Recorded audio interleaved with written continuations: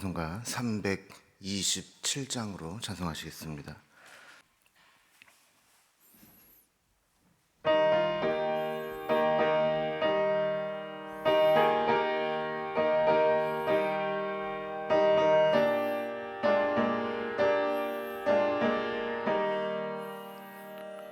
주님 주실 화평 믿음 얻기 위해 너는 정성껏 기도했나.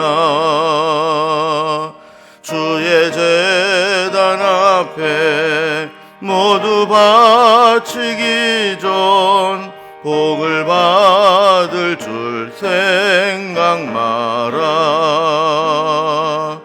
주의 제단에 산제사 드린 후에 주 내 맘을 주장하니 주의 뜻을 따라 그와 동행하면 영생 복락을 누리겠네. 주의 밝은 빛에 항상 활동하며 선한 사업을 힘쓰겠나. 자유 얻으려면 주의 뜻이라 너의 모든 것 희생하라. 주의 제단에 산제사 드린 후에 주 내 맘을 주장하니 주의 뜻을 따라 그와 동행하면 영생 복락을 누리겠네.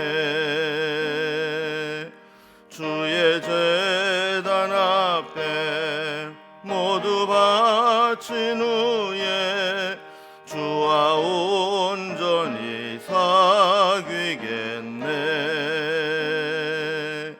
주님 주신 기쁨 또한 그의 사랑 어찌 말로 다 형용하랴. 주의 제단에 산제사 드린 후에 주 내 맘을 주장하니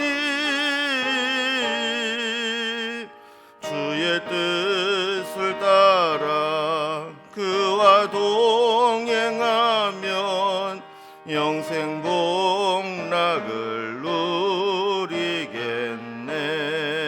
누리겠네. 아멘. 하나님 말씀 구약성경 욥기 34장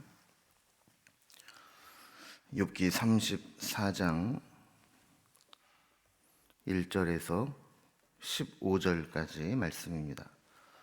욥기 34장 1절에서 15절까지 구약성경 794면에 있습니다. 이 말씀을 제가 봉독해 올리겠습니다. 욥기 34장 1절에서 15절까지 말씀입니다. 엘리야가 말하여 이르되 지혜 있는 자들아 내 말을 들으며 지식 있는 자들아 내게 귀를 기울이라. 입이 음식물의 맛을 분별함 같이 귀가 말을 분별하나니 우리가 정의를 가려내고 무엇이 선한가 우리끼리 알아보자.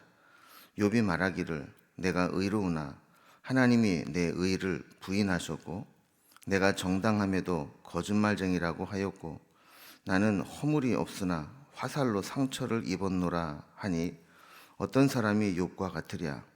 욥이 비방하기를 물 마시듯 하며 악한 일을 하는 자들과 한 패가 되어 악인과 함께 다니면서 이르기를 사람이 하나님을 기뻐하나 무익하다 하는구나. 그러므로 너희 총명한 자들아 내 말을 들으라. 하나님은 악을 행하지 아니하시며 전능자는 결코 불의를 행하지 아니하시고 사람의 행위를 따라 갚으사 각각 그의 행위대로 받게 하시나니 진실로 하나님은 악을 행하지 아니하시며 전능자는 공의를 굽히지 아니하시느니라. 누가 땅을 그에게 맡겼느냐? 누가 온 세상을 그에게 맡겼느냐? 그가 만일 뜻을 정하시고 그의 영과 목숨을 거두실진대 모든 육체가 다 함께 죽으며 사람은 흙으로 돌아가리라. 아멘. 네, 오늘 말씀은 이제 그동안 욥과 세 친구가 논쟁을 벌이는 것을 가만히 듣고 있었던 엘리후가 논쟁이 다 끝난 후에 욥에게 하는 이제 긴 이야기 중에 한 부분입니다. 이 엘리후는 처음에 이야기를 시작할 때만 해도 다른 세 친구들과는 좀 다른 듯하게 보였습니다. 이 다른 세 친구들은 무조건 이 인과응보적인 사상을 가지고 욥의 고난을 욥의 범죄와 연결시켜서 아직 드러나지 않은, 고백하지 않은 죄악이 분명히 있다. 그것을 빨리 고백하고 해결하는 것만이 이 고난을 끝내는 길이다 하는 것을 아주 일관적으로 이야기하면서 욥을 정죄해 왔었죠. 욥은 또 거기에 한마디도 안 지고 또 따박따박 다 또 반론을 제기하면서 나는 그렇게 죄인이 아니다, 이런 이제 이야기를 하고 또 하나님께 하소연하기도 했습니다. 자, 처음에는 이 엘리후가 욥을 이해하는 것처럼 세 친구들과는 좀 다른 것처럼 흔히 말하는 좀 차원이 다른 사람처럼 스스로 이야기를 하면서 욥을 아주 공감해 주는 것처럼 이야기를 했지만 오늘 이제 본문에 들어오면 34장에 보면 결국 엘리후도 이 세 친구들과 별반 다른 게 없다라는 것을 이제 보게 됩니다. 특별히 어떻게 보면 세 친구들보다도 더 교활하고 더 자신의 이 논리를 입증하기 위해서 더 아주 악한 방법들을 쓰는 것들을 이제 보게 됩니다. 그래서 2절 말씀을 보면 이제 엘리후가 이렇게 이야기합니다. 지혜 있는 자들아 내 말을 들으며 지식 있는 자들아 내게 귀를 기울이라. 좀 여기 보면 지혜 있는 자들, 지식 있는 자들, 그들에게 자기에게 좀 공감해 달라, 내가 하는 이야기를 듣고 좀 내 이야기에 동의해 달라 하는 이야기를 하는 겁니다. 여러분 이게 뭐냐면 주변에 있는 사람들, 그 이야기를 듣는 사람들에게 자기 편이 되어 달라 하는 겁니다. 여러분 우리도 그렇잖아요. 일단 자기와 공감해 주는 사람이 많을수록 힘을 얻지 않습니까?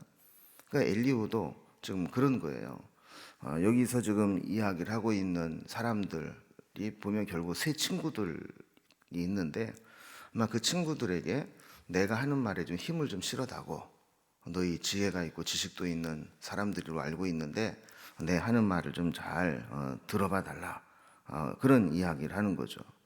그러니까 이게 결국은 주변에 있는 사람들을 자기 변론에 참여시키면서 이 논쟁의 범위를 확대시켜 나가는 겁니다.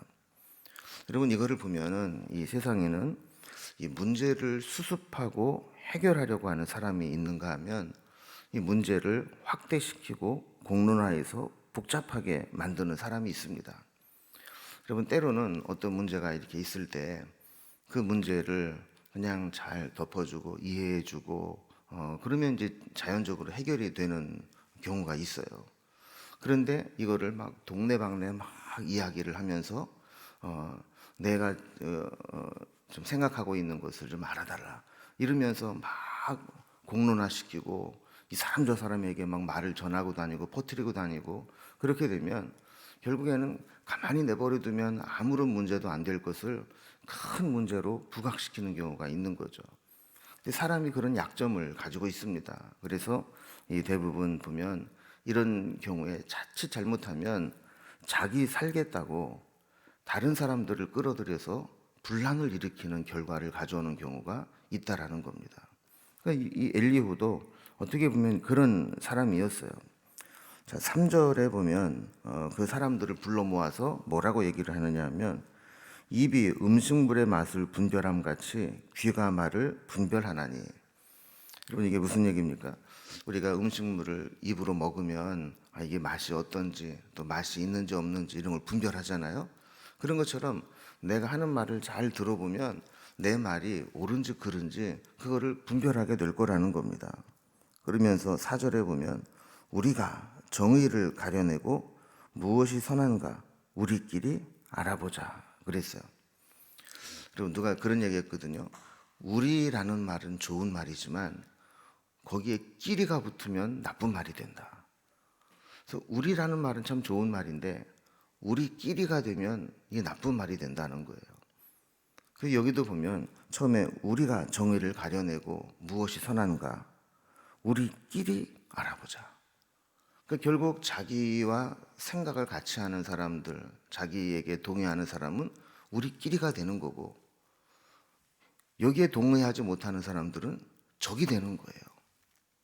그래서 이 이야기를 해보면 어떤 사람들은 그래 뭐 두루두루 다 포용성이 있게 대화가 되는 사람이 있는가 하면 그냥 나와 생각을 같이 하면 우리끼리가 되고 나와 생각을 같이 안 하면 금방 적처럼 대하는 그런 사람들이 있어요.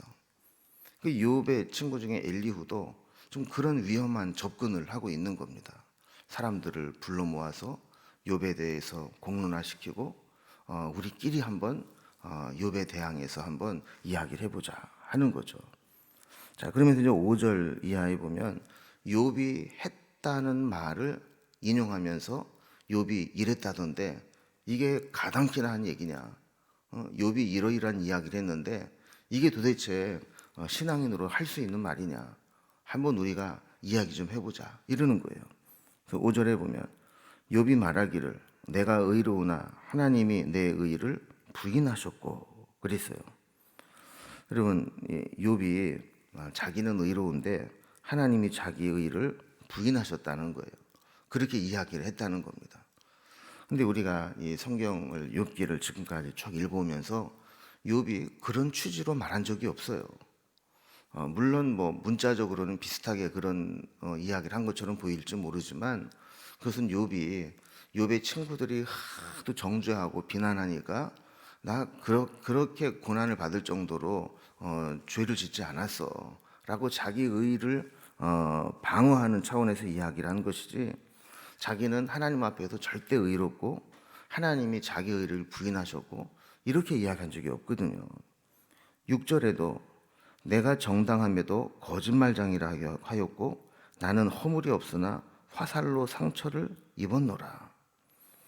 여러분 이것도 욥이 했다는 말이에요. 욥은 친구들과 대화를 나누면서 나는 정당한데도 불구하고 이 친구들은 계속해서 나를 거짓말장이라고 몰아붙였다. 그리고 나는 허물이 없지만 친구들이 화살로 상처를 입히듯이 그렇게 나에게 상처를 주었다. 그러니까 결국은 자기 잘못한 건 생각하지 못하고 다른 사람에게 모든 원인을 돌리는 말들을 해왔다라는 겁니다. 자, 그래서 이제 7절에 보면 그런 이야기를 하죠. 어떤 사람이 욥과 같으랴. 그럼 이 얘기는 욥처럼 못된 사람이 없다라는 거예요. 그러면서 그 다음에 보면 욥이 비방하기를 물 마시듯 하며 욥이 하나님의 공의를 부정하고 또 사람들을 비방하는 것을 주저하지 않았다. 이렇게 이야기를 하는 겁니다. 자, 그러면서 8절에 보면 악한 일을 하는 자들과 한패가 되어 악인과 함께 다니면서 이르기를 사람이 하나님을 기뻐하나 무익하다 하는구나. 여러분 여기 보면 이게 이 엘리후가 도대체 정신이 옳은가 싶을 정도로 분명히 엘리후는 이 욥이 이 친구들과 한 이야기를 다 들었고 또 욥에 대해서 잘 알고 있는 친구인데 이제 거의 8절 9절에 보면 욥을 모함하는 수준으로 이야기하는 것을 보게 됩니다. 그래서 여러분 욥이 언제 악한 일을 행하는 자들과 한패가 되어서 돌아다녔고 또 욥이 하나님을 사람들에게 하나님을 기뻐하나 무익하다. 내가 하나님을 기뻐하고 믿음으로 사는 게 아무 의미가 없다. 이렇게 이야기한 적이 언제 있었어요. 근데 이게 보면 이 사람이 자기의 논리를 입증하려고 하다 보면 이런 이 과장과 오해와 곡해가 일어나게 되는 겁니다. 그래서 10절 이하에 보면 엘리후는 이런 욥의 이야기에 대해서 하나님이 어떻게 말씀하셨는가, 하나님의 공의를 부각시키면서 욥을 정죄하듯 이야기하려고 합니다. 자, 하나님이 어떤 분이에요? 10절 말씀을 보면 그러므로 너희 총명한 자들아 내 말을 들으라. 하나님은 악을 행하지 아니하시며 전능자는 결코 불의를 행하지 아니하시고 그랬어요. 자, 아까 지금 욥이 했다는 말들을 보면 욥이 한 말 중에서 욥이 하나님께 한탄하고 또 친구들과 이야기하면서 자기의 그 불의하지 않다라는 것을 이야기했던 그 내용들을 탁 뽑아내면서 마치 욥이 자기는 의롭고 하나님은 자기의 의로움을 알아주지 않는 그런 불의한 하나님처럼 이야기를 했는데 한번 얘기를 해보자는 거예요. 하나님은 어떤 분이냐? 악을 행하는 분이 아니고 결코 불의를 행하시는 분이 아니다라는 거예요. 또 12절을 보면 진실로 하나님은 악을 행하지 아니하시며 전능자는 공의를 굽히지 아니하시느니라. 그럼 맞는 말이죠. 하나님은 악을 행하는 분이 아니에요. 하나님은 공의를 굽게 하시는 분도 아닙니다. 자, 그런데 사람이 생각할 때 11절 말씀을 보면 사람의 행위를 따라 갚으사 각각 그의 행위대로 받게 하시나니, 자, 이렇게 이제 이야기를 하는 겁니다. 그러니까 이제 욥에 대해서 욥은 자기는 정의롭다 얘기를 했는데 아니다. 하나님이 정의로우시다. 그러더니 갑자기 욥의 친구들이 했던 말과 똑같은 말을 해요. 하나님은 행위에 따라 갚으시고 그 행위대로 받게 하시는 분이다. 그러니까 이 얘기가 결국은 욥의 세 친구들이 욥에게 줄기차게 했던 말 아닙니까? 인과응보, 사람이 행한 대로 갚으시는 하나님. 이 이야기에서 벗어나지를 못하는 겁니다. 자, 그러면서 이제 13절에 보면 하나님의 절대 주권을 이야기합니다. 누가 땅을 그에게 맡겼느냐? 누가 온 세상을 그에게 맡겼느냐? 여러분, 땅을 맡기고 세상을 맡겼다. 이 얘기는 이 세상을 지으시고 운행하시는 분이 누구냐는 거예요. 그건 하나님이시라는 거죠. 그러면서 욥이 하는 이야기는 그런 천지를 만드시고 운행하시는 하나님 이외에는 할 수 없는 말들을 욥이 해왔다. 이렇게 지금 정죄하는 이야기입니다. 또 14절과 15절을 보면 하나님의 절대 주권뿐만 아니라 이 절대 주권 속에 사람의 생사화복을 다 주장하시는 분도 하나님이라는 거예요. 14절 15절을 봅니다. 그가 만일 뜻을 정하시고 그의 영과 목숨을 거두실진대 모든 육체가 다 함께 죽으며 사람은 흙으로 돌아가리라. 그러니까 결국 우리가 생명을 유지하고 있는 것은 하나님께서 우리에게 은혜를 베푸시고 우리에게 생명을 연장시켜 주시니까 가능한 것이고, 하나님이 그 영과 목숨을 거두어 가시면 모든 육체는 다 함께 죽고 흙으로 돌아가고 만다라는 겁니다. 자, 이 이야기는 욥도 지금 이렇게 병들어 죽게 되고 다 망하게 되고 이렇게 내버리다면 얼마나 견딜까 모를 정도로 소멸해 가는 것처럼 보이는데, 이게 바로 하나님의 징계로 죽어가는 것이다. 이렇게 이야기를 하는 겁니다. 여러분, 오늘 이 엘리후가 이야기한 이야기를 보면 일면 일리가 있고 또 욥의 다른 세 친구들보다는 영적으로나 세상적으로 통찰력이 있었다고 볼 수 있지만 여전히 한계가 있습니다. 여러분, 우리가 보통 하나님을 아는 것과 하나님에 대해서 아는 것은 다르다, 이런 이야기를 합니다. 하나님에 대해 안다라고 하는 것은 간접적으로 또 학습에 의해서 아는 것을 의미합니다. 그러나 하나님을 아는 것은 하나님과 동행하고 하나님을 체험하고 하나님을 겪어보고 경험해서 아는 겁니다. 여러분, 우리도 너 누구 알아 그럴 때 나 그 사람 알지 그랬을 때 그 안다는 게 각각 다르잖아요. 그냥 그 사람 우리 동네 사는 사람이고 그 사람 뭐 얘기가 이렇더라, 뭐 그 사람 평판이 이렇더라, 뭐 그 사람이 옛날에 뭐 이런 일을 했대더라, 이렇게 아는 것은 사실 그 사람을 아는 게 아니죠. 그 사람에 대해서 아는 거죠. 그 사람을 안다는 것은 뭐예요? 그 사람과 만나보고 이야기해보고 또 오랫동안 사귀어보고 이러면서 그 사람의 성품이 어떤지, 그 사람의 생각이 어떤지, 또 우리 신앙인 같은 경우는 그 사람의 믿음이 어떤지, 인격이 어떤지 이런 것을 겪어보면 알잖아요. 마찬가지로 하나님을 아는 것과 하나님에 대해서 아는 것은 분명히 다른 것이거든요. 근데 이제 욥의 세 친구들과 엘리후는 그런 면으로 볼 때 하나님에 대해서는 잘 알고 있어요. 그런데 욥이 이 욥의 친구들과 다른 것은 뭐냐면 욥은 하나님을 알고 있었다는 거예요. 특히 고난과 시련과 알 수 없는 자신의 고통 앞에서 하나님을 찾고 하나님께 부르짖고 하나님께 하소연하고 믿을 것은 하나님밖에 없다고 생각하면서 그 속에서 하나님을 알아가고 있단 말이죠.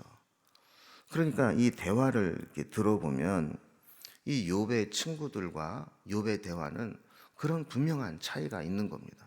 욥은 그 고통의 현장 속에서 하나님을 붙잡고 막 씨름하면서 하나님이 어떤 분일까? 하나님이 왜 나에게 이런 고난을 주셨을까? 이거를 막 고민하면서 하나님을 알아갔던 사람이라고 한다면 욥의 세 친구와 엘리후는 그냥 그저 곁에서 관찰하면서 제3자적인 입장에서 야, 우리가 알고 있는 하나님은 이런 분인데 왜 너는 그렇게 동의를 안 하냐? 우리가 알고 있는 하나님에 따르면 너의 고난은 너의 죄악과 떼어서 생각할 수 없는데 왜 너는 그걸 자꾸 부정하느냐? 이런 이야기가 되는 거죠. 그리고 옛날에 그런 말이 있잖아요. 이 서울은 안 가본 사람이 이긴다고. 이게 무슨 얘기입니까? 서울에 갔다 온 사람이 이런저런 얘기를 해주면 그거를 이제 주워 듣는 거예요. 그리고 자기 나름대로 서울이 이런 곳이다라고 상상을 해요. 그런데 서울을 진짜 갔다 온 사람이 야, 아니야, 내가 서울 가봤더니 이렇더라, 이렇게 이야기하면 목소리 큰 사람이 이기는 거예요. 그래서 무슨 소리야, 내가 좀 듣기로는 서울은 이런 곳이고 이런 곳이고 이런 곳이라던데. 그러면 나중에 계속 우기면 서울 갔다 온 사람이 뭐라 그럽니까? 그래, 네 말이 맞다 그래. 그리고 그냥 끝내버리잖아요. 그런 것처럼 지금 욥과 욥의 친구들과의 대화는 그런 식입니다. 욥은 진짜 하나님과 교제하면서 하나님과 대화하면서 고난의 깊은 심연에 빠져서 하나님을 찾으면서 그 나름대로 자기 하나님이 어떤 분인가를 알아가는데 욥의 친구들은 그게 아니라 아니야, 내가 알고 있는 하나님은 이런 분이야, 그러면서 지식으로 하나님에 대해서 계속 이야기를 하고 있는 그런 형편이라는 것이죠. 여러분, 우리는 어떤 가운데 있든지 내 생각이 절대적으로 옳다 이렇게 생각해서는 안 됩니다. 뿐만 아니라 내 논리와 내 생각을 옳다 여김 받기 위해서 사람들을 끌어들이고 편을 가르고 우리끼리 한번 이야기 좀 해보자. 그러면서 자기 마음에 맞는 사람들을 내 편으로 끌어들여서 자기의 의로움을 주장하기 위해서 다른 사람을 비난하고 또 공동체를 깨뜨려 버리는 그런 일을 해서는 안 된다는 거죠. 또 욥이 보면 일견 다른 친구들과는 다른 통찰력을 가지고 있는 것은 분명합니다. 그러나 그의 똑똑함을 가지고 오히려 이렇게 분쟁을 만들고 욥과 나머지 친구들과 편을 갈라서 갈라서게 만드는 그런 역할을 하고 있는 연약함도 보이고 있다는 겁니다. 여러분, 우리도 이런 엘리후가 범했던 과오를 범하지 않도록 우리 자신을 늘 살피면서 뭔가 다른 사람과 대결 구도로 논쟁에서 이기려고 하기보다는 서로 품어주고 이해해주는 그런 마음으로 살아갈 수 있기를 주님의 이름으로 기원합니다. 기도하겠습니다. 하나님 아버지, 엘리후가 다른 친구들에 비해서 다른 통찰력으로 욥과 이야기하는 것은 맞지만 가만히 들어보면 욥은 자신의 논리를, 자신의 주장을 합당화하기 위해서 편을 가르고 욥과 나머지 사람들의 대결 구도를 만들어가는 것을 보게 됩니다. 하나님, 우리에게도 이런 연약함이 있을 수 있습니다. 하나님에 대해서 제대로 알지도 못하면서 마치 다 아는 것처럼 사람 숫자로 자기의 생각에 공감해 달라고 하면서 사람을 모함하거나 또 공동체 하나됨을 깨트리려고 하는 그런 엘리후와 같은 연약함이 우리에게도 있을 수 있습니다. 하나님, 우리에게 문제를 확대하고 또 분란을 일으키는 자리에 서 있지 않게 하시고 문제를 화합하고 해결하는 자리에 늘 서 있을 수 있도록 인도해 주시옵소서. 오늘도 우리가 살아가는 동안 수많은 사람들을 또 만나야 되고 대화를 나눠야 되고 또 우리에게 주신 사명을 감당해야 됩니다. 우리의 힘만으로는 살아갈 힘이 없사오니 오늘도 우리에게 필요한 힘과 은혜와 능력과 믿음과 건강을 허락하여 주시고 매 순간마다 우리가 누구를 만나든 무슨 말을 하든 어떤 생각을 품든 어떤 결정을 내리든 하나님의 뜻에 합당한 하루가 될 수 있도록 인도해 주옵소서. 오늘 하루도 온전히 주님께 부탁드리며 예수님의 이름으로 기도드리옵나이다. 아멘. 오늘도 각자 가져오신 기도 제목들로 자유롭게 기도하시겠습니다.